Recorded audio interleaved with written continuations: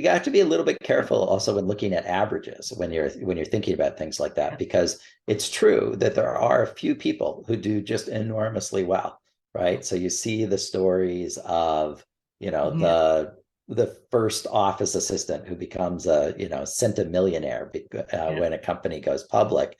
And the problem is you throw just one or two people like that into the mix.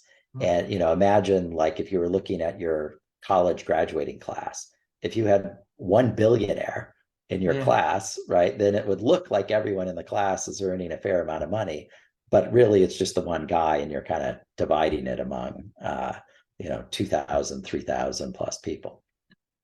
That's the interesting part. Always when I stumble upon statistics or numbers, that the median is not used more commonly, but the average. It's like, I haven't yet understood why. It's something, I'm going to be honest, I don't quite understand, because the median value seems much more important to me than the average value.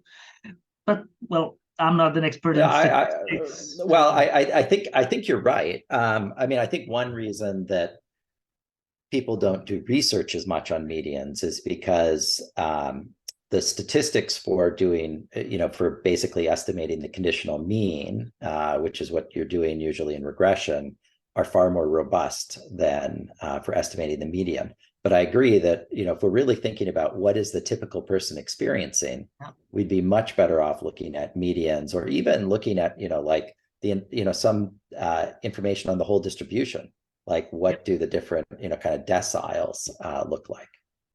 That would be even more interesting. I know, because I read a lot of psychological studies, and there it was like, okay, a few people have a very high value in creativity, and the average was like all over the place, but the median worth was like 0, because a huge amount of people never wrote a book, never painted, never played an instrument, and so on. So the median was 0, and that was my little beginning of the journey to like differentiate these two things, where I said, okay, that's interesting. The reality is not at all anywhere of the average. The median gets me much closer to the reality that I want to find from the studies.